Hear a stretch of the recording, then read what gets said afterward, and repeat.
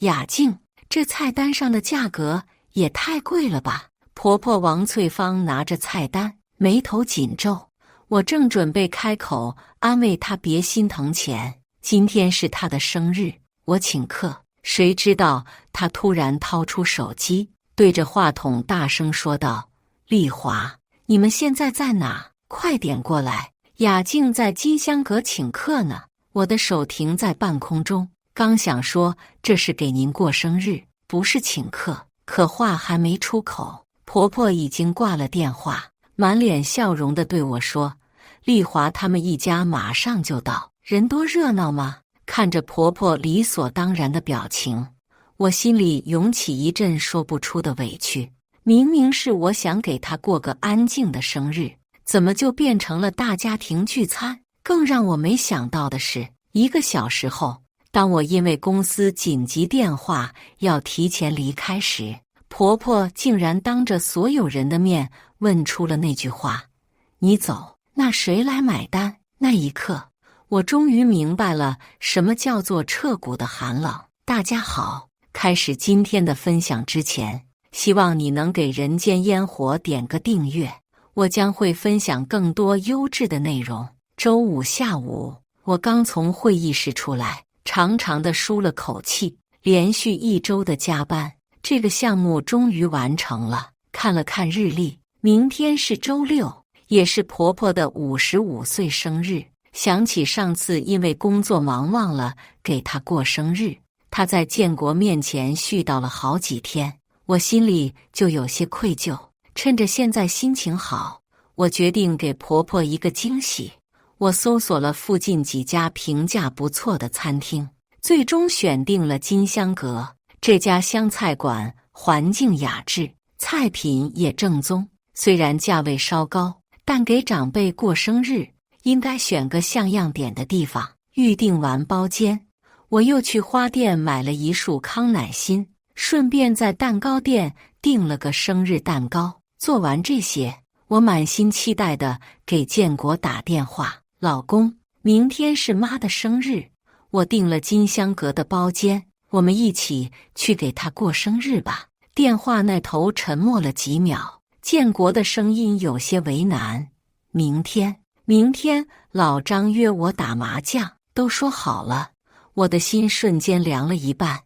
你忘了妈的生日？没忘，就是这个麻将局很重要。老张说要介绍个项目给我。建国的声音越来越小，我深吸一口气，努力保持语气平静。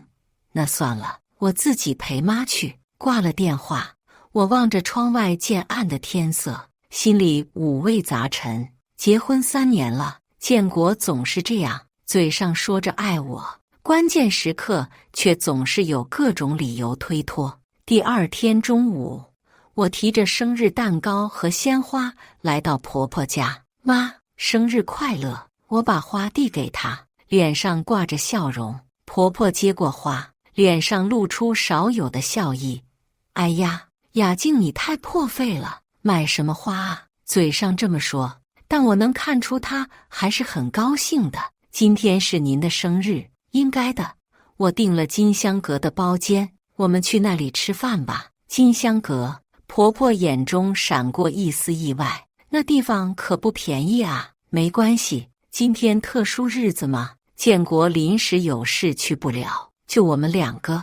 打车到了金香阁，我们被服务员引到了2楼的包间。包间装修典雅，正中央放着一张圆桌，窗边还有个小茶台，采光很好，这环境真不错。婆婆四处打量着，坐下后又忍不住问：“这包间费多少钱啊？”“不贵的，妈您别担心。”我把鲜花摆好，又把生日蛋糕放在茶台上。“您看看想吃什么？今天您做主。”我把菜单递给婆婆，她翻了2页，眉头就皱了起来。“雅静，这菜单上的价格也太贵了吧？一个口水鸡要58，毛血旺68，比外面贵了1倍多啊！”我正要说没关系，她已经掏出了手机。“丽华，你们现在在哪？快点过来！雅静在金香阁请客呢。”听到这话，我心里猛地一沉。请客？我什么时候说要请客了？我只是想给他过个安静的生日而已。妈，我想解释，但婆婆已经挂了电话。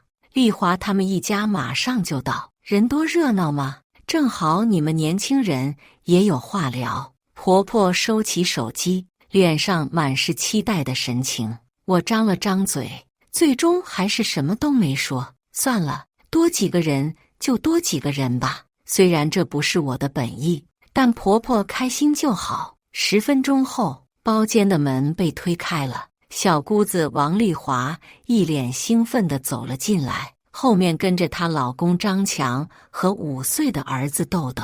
哇，这地方真不错啊！张强一进门就大声感叹，一看就知道不便宜。雅静，你真舍得花钱。豆豆直接爬上了椅子，小手在桌上乱摸，一下子就把我刚摆好的康乃馨碰倒了，花瓶里的水洒了一桌子。豆豆，王丽华随口说了一句，但语气毫无责备之意，反而笑嘻嘻地对我说：“小孩子嘛，好奇心重。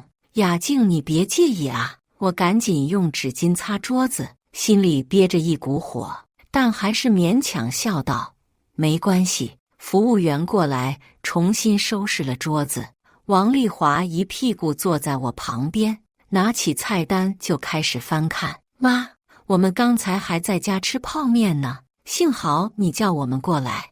王丽华一边看菜单一边说：“雅静，你点菜了吗？我要吃那个口水鸡，还有毛血旺。哦，这个剁椒鱼头看起来也不错。”听着她理所当然的语气，我内心很不舒服。明明是我想给婆婆过生日，怎么就变成了我请客？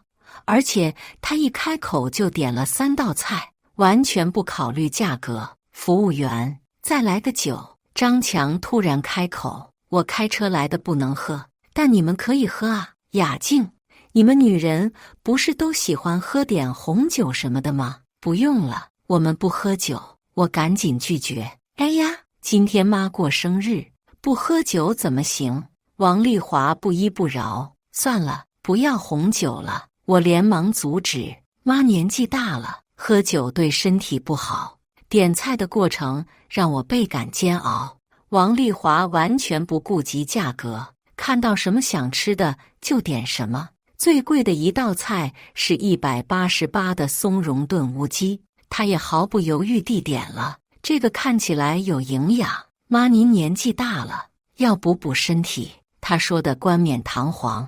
我看着不断增加的菜品，心里直滴血。这顿饭下来，至少得1500-600块，相当于我小半个月的工资了。菜单终于点完了，服务员报了个总价，1680元。我差点没晕过去。雅静啊，你真是太客气了。婆婆笑眯眯地说：“平时让你花钱了。”我苦笑着点头，心里却在滴血。平时花钱，平时都是建国出钱好不好？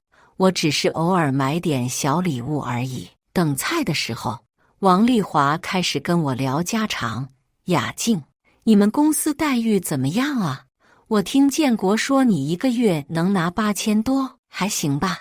我不想多谈这个话题。哎呀，那你们家条件真不错，不像我们。张强干工地，收入不稳定。王丽华故意叹气。这时，我的手机突然响了，看到是公司的电话，我心里咯噔一下。林姐，不好意思打扰您休息。电话里传来助理小黎紧张的声音。王总刚才突然接到客户电话，说要修改设计方案，明天一早就要。您能回来一趟吗？我的心沉到了谷底。明天是周日，客户要急着用方案，说明很重要。我知道了，马上回去。我挂了电话，脸色有些难看。怎么了？婆婆问道。公司有急事，我可能要先走一步。我为难地说。真不好意思，妈，您的生日。话音还没落，婆婆的脸色就变了，她盯着我，语气变得生硬。你走，那谁来买单？这句话如同一记响亮的耳光，瞬间让整个包间安静下来。我愣住了，完全没想到婆婆会说出这种话，不是亲情，不是理解，不是体谅，而是直接问谁来买单。王丽华在一旁幸灾乐祸地看着，张强依旧在玩手机，豆豆还在那里闹腾。我站在那里，感觉所有人的目光都聚焦在我身上，那种被质疑、被算计的感觉让我浑身发冷。3年了，3年来我一直在努力做个好媳妇，逢年过节买礼物，平时帮忙干家务，从来不跟婆婆红脸。我以为自己的付出她能看在眼里，结果在她心里，我就是个取款机。妈，我只是要去处理工作上的事情，不是不回来了。我努力保持语气平静，钱我会出的。那你什么时候回来？菜都要上齐了，你这一走，我们吃还是不吃？婆婆的语气更加不满，我被她这话气笑了。这时，服务员开始陆续上菜了，香喷喷的口水鸡，色泽诱人的毛血旺，还有那道188块的松茸炖乌鸡，一道道摆在桌上。在这种尴尬的气氛下，这些美味佳肴显得格外讽刺。哇，这菜看起来真不错。张强终于放下手机，拿起筷子就要开动，看着他们理所当然的样子，我突然觉得特别累。我深吸一口气，从包里拿出钱包，数了800块钱放在桌上，这是我应该承担的部分，剩下的你们自己解决。婆婆看到钱，脸色更加难看。雅静，你这是什么意思？什么意思？我收拾好包，站起身来，意思就是从今天开始，我不会再当这个冤大头了。你说什么？婆婆的声音提高了8度。什么叫冤大头？我们是一家人，一家人。我冷笑一声，一家人会在我要走的时候问谁来买单吗？一家人会把我当成取款机吗？你这话说的，我们什么时候把你当取款机了？王丽华也站了起来，我看着她装无辜的样子，心里的火更大了。你点了1000多块钱的菜，现在跟我说没把我当取款机，那不是为了给妈过生日吗？再说了，这点钱对你来说算什么？王丽华理直气壮地说，请家人吃饭不过分，但被算计就过分了。我的声音也提高了，从我进门开始，你们就没把我当家人看过，需要我的时候想起我，不需要的时候我就是外人。雅静，你别胡说八道。婆婆急了，胡说八道？我反问道，那为什么建国有事不来？你第一反应是叫丽华他们来蹭饭，为什么我一说要走，你第一句话就是问谁来买单？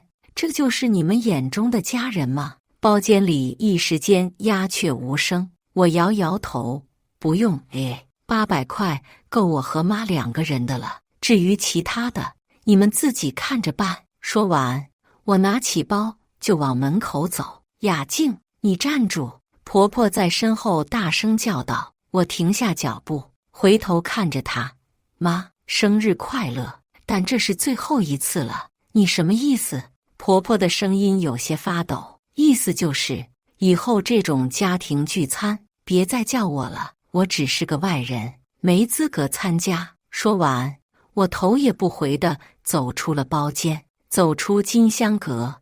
外面阳光明媚，微风轻拂，我深深吸了一口气，感觉胸口的憋闷稍微缓解了一些。掏出手机，我给建国发了条短信，你妈问我走了谁买单，我想问你，我走了谁来当媳妇？发完短信，我直接打车回了公司。在车上，我望着窗外的街景，心情五味杂陈。3年的婚姻，我一直在忍让，一直在迁就，以为这样就能换来家庭和睦。但今天我才明白，一味的忍让只会让对方得寸进尺。到了公司，我直接投入到工作中。晚上9点多，我终于完成了修改，这时手机响了，是建国打来的。我看着屏幕上跳动的名字，最终还是按下了拒接键。接下来的1个小时里，建国连续打了10几个电话，我都没接，直到他发来短信：雅静，妈告诉我今天的事了，你别生气，我们好好谈谈。我回复：没什么好谈的，我很清楚自己在这个家里的地位了。建国，你别这样，妈她就是说话直了点，没有恶意的。我没有恶意，那叫我去买单是什么意思？建国，他可能是觉得你要走了，怕服务员觉得奇怪吧。看到这条短信，我彻底失望了。到现在，他还在为他妈找借口，完全不觉得有什么问题。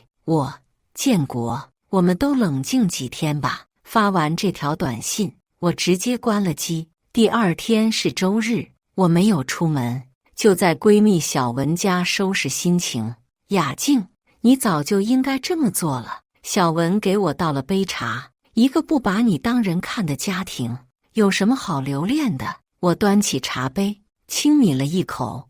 可能是我太天真了，以为自己的付出能感动他们，他们就是典型的得了便宜还卖乖。小文愤愤不平：你工资高，所以理所当然要出钱；你年轻，所以理所当然要干活；你是外人，所以理所当然要忍气吞声。我点点头。